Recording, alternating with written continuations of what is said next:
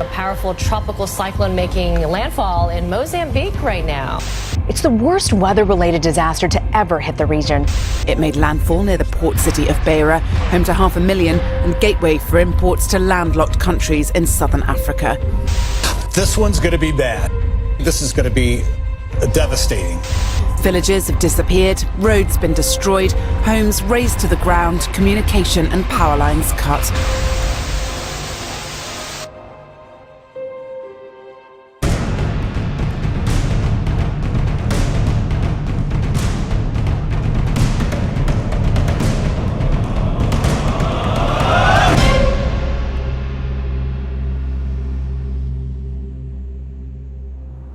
In the middle of the tragedy of Cyclone Idai, there is a ray of light to be found. The Beira Corridor, the economic motor of the region, has proven resilient. 2 weeks after the cyclone, the corridor is already back on track and has resumed its role to connect Malawi, Zambia, Zimbabwe and the DRC to the world. The port closed for traffic 2 days in advance to prepare for the storm to come. Infrastructure could not be moved to safer grounds, but equipment and cargo were secured and contingency planning was in place. If one of these cranes, they're over 60 meters high, they weigh 800 tons. If one of them would have fallen over, the disaster would have been beyond belief. But we spent about 1.5 days securing them. We made special brackets, we prepared all brackets to weld them shut to the rails. We tied them down with steel cables this thick to make sure that they were secure. And we could actually see that part of the brackets that we had made were bent. The cranes tried to fall over, but they didn't fall over. So luckily our hard work of preparations paid off. Before the cyclone, we started to prepare because the cyclone were announced. We started to prepare the port in terms to reduce the impact. We have sugar on this warehouse. We had to cover the sugar with the tarpaulin. In the 2 days that we had for preparations, we put the containers as low as possible. We made sure that cargo that was not sensitive for rain or water damage were in the bottom layer, and the more sensitive cargoes on the layer on top of them. Some containers we put maximum 2 highs, others we put in a pyramid shape so that the wind could flow over it. It was a lot of work, but it has paid off. We only had about 6 empty containers that fell over, the rest all weathered the storm. Communication and power are essential to modern logistics, and the port was well prepared. Just before the cyclone, we had taken preventive measures by removing everything that we knew that it might be affected. For instance, this satellite dish, we had to dismount it, mounted the second day. In this town, we were the first ones to be communicating with the outside world because of the preventive measures we had taken. Corridor and Mozambique have just digitalized all the operations at the moment, so without IT, there's no way Corridor will be operational. We have a plant with 10 megawatts capacity that we can have a power full in the ports without the compound supply, a local compound supply. After the cyclones, we have a full power inside because we, as a Cornada, we have a full capacity to run the port with a local company. Although operations were stopped, a small team had to remain in the port during the storm to respond to potential emergencies. They saw the force of nature firsthand. A água também a entrar no meu escritório. O meu escritório está mais ou menos a 1,5 metros, 2 metros. Mas água do chão, de facto. Mas água conseguiram subir até lá para o escritório. Até o meu carro estava embaixo, foi arrastado. Onde é que estava o seu carro? O meu carro estava aqui no pé, mas por causa das ondas de água, o carro foi afastado até ir bater na ponta do armazém. The next day, the scale of destruction in town became apparent, but it was clear that essential port infrastructure was intact. To get the corridor back on track, the city, the companies and their staff members are up for the challenge. If you would have seen the day after the cyclone, we took about 3 hours to reach the port. The drive that normally takes 15 minutes, because all the roads were completely blocked with trees. We were falling over telephone masts and electricity cables. But as the days went on, both the authorities helped, but also the people themselves helped with cutting down trees, with removing it. Lots of transport companies have made equipment available. to help clean up the city. Iniciamos exatamente no sábado, foi com trabalho de limpeza, onde todos os trabalhadores, sendo a casa nossa de trabalho, começamos com o trabalho de limpeza. Tínhamos que remover alguns obstáculos que estavam bloquear as nossas vias de acesso. O mais importante é superar, não é?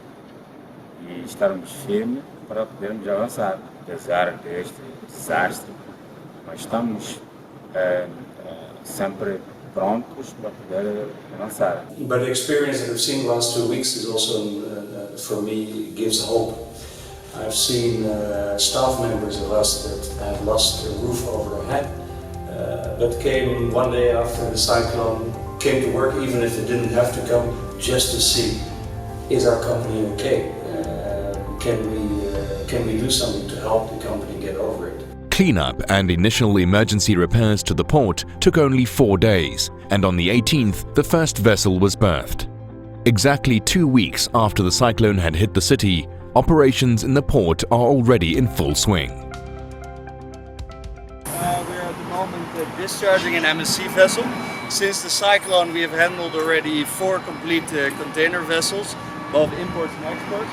As you can see, our cranes are fully functional. We have all our reach stackers operational. The system is working, the equipments, loading equipment, the gantry cranes are everything working. We are working on a vessel, on an MSC vessel, MSC Giant. We have on this vessel 1,700 moves to discharge and load. Our operation is going on. It's not closed. As you see, we have now a ship alongside. It took only 1 week to restore all the loading arms and other accessories to handle the fuel. Our biggest asset right now are the silos. Although 2 of them have been damaged, most of them are operational, and I believe that in the near future, within a month or 2, all the silos will be operational again. There is substantial damage still to be repaired in the port and the city, but these repairs will not halt the port operations. Behind me, this is what our offices used to be. Right now it's under repair. Our warehouses have suffered quite badly with the wind. A lot of them are positioned 20 meters behind the sea. What we're now going to do is we're going to make a temporary cover over the roofs with tension fabric. It will take about a month for us to install, so we expect already the month of April to have our warehouses up and running. That cover will last a few years, but later this year we will be putting on a new roof and we will be completely remodeling our warehouses. A port cannot work in isolation.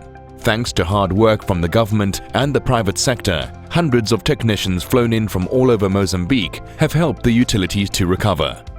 With emergency power supply, water started flowing from the taps within a week. After 10 days, the national power grid was reconnected to critical infrastructures, and communication networks were re-established within just a few days. For the corridor, the most important of all is transport connections. 2 weeks after the cyclone, the port of Beira is fully connected to the hinterland, and traffic is flowing as if nothing has happened. The rail is working, the train on 2 lines, center line and Mashpana line. We are working, the rails, if you see, are running. In this moment, today, we are receiving 6 trains. Yeah, since yesterday. We are now supplying to the port to load containers. The containers are already in another line. They are already loaded, and these containers are going to Zimbabwe and some other parts of the region. Also, road connections have been re-established. Heavy flooding had cut the main road between Beira in several sections. Emergency repair work started as soon as the flooding subsided, and on the 24th of March, the road was reopened for traffic. Our company has suffered a bad flow. Our office are damaged. We've changed the departments that were working there to downstairs. However, our company is completely operational. Logistics companies in Beira are also optimistic about the future. companies have suffered damages but are already operational and are ensuring full capacity is restored before the start of the peak season. We were very lucky that we had minimal damage to certain roof sheets, but we've been operational since Thursday last week, and we've managed to send at least 3 or 4 shipments of plus minus 100 containers to port already. So far everything's been operating very well. We start operation since Monday after the cyclone, because we needed connection, internet. It was a bit complicated, but with the visit and so on, we managed to continue picking them. Basically, we haven't suffered that much in terms of this complex. Whatever little damage we had on top, it's already been fixed, and we are ready to accommodate. The rumors going around obviously saying that Beira port is not in condition, Beira itself is not in condition. It's completely false. Beira Corridor and the port is of vital importance for the recovery of the Mozambican economy here in the central region. Without the port functioning, the city will not function and the region will not function. Also our hinterland countries, our customers in Zimbabwe, Zambia, Malawi, DRC, they are to a large extent dependent on the well-functioning of the corridor. So we have no choice, we have to do. The biggest help that we can do for the Mozambican economy is to get back to work and make the economy go again, because that will help people build up their livelihoods. The human suffering caused by Cyclone Idai will be felt for a long time to come, but the Beira Corridor has proven resilient and can maintain its important role in the regional economy.